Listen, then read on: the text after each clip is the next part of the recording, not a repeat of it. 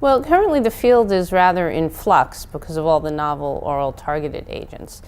Historically, when we had relatively few therapies, our high-risk patients, those with 17p deletion or those who had early relapses after chemoimmunotherapy, if they were young and fit enough, rapidly became candidates for allogeneic stem cell transplantation.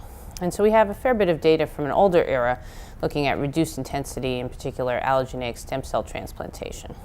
Our data from Dana-Farber actually demonstrate that patients who went in remission had about a 65% 5-year chance of being progression-free, and the treatment-related mortality was about 10%, which was lower than if we look across multiple series, where it tends to range to the more like 15 to 20%.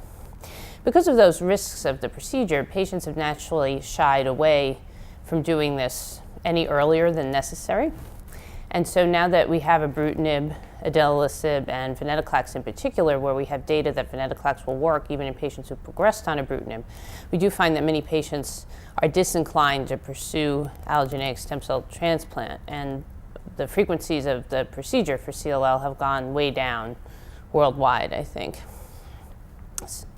Now, the other cellular therapy that has become very popular is CAR T-cell, which of course has been approved for ALL, diffuse large B-cell lymphoma.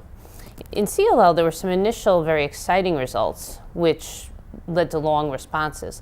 But then the subsequent data didn't look like the response rates were quite as good as had been hoped initially. And so CLL had taken a back burner to the other diseases. But now it's coming to the fore again, as it started to look as though combinations with Ibrutinib may help enhance the responses that we see in CLL patients. So there's a lot of enthusiasm for this, but it has a shorter track record, many fewer patients treated compared to transplantation. And we don't know if it's potentially curative, whereas transplantation is still potentially curative.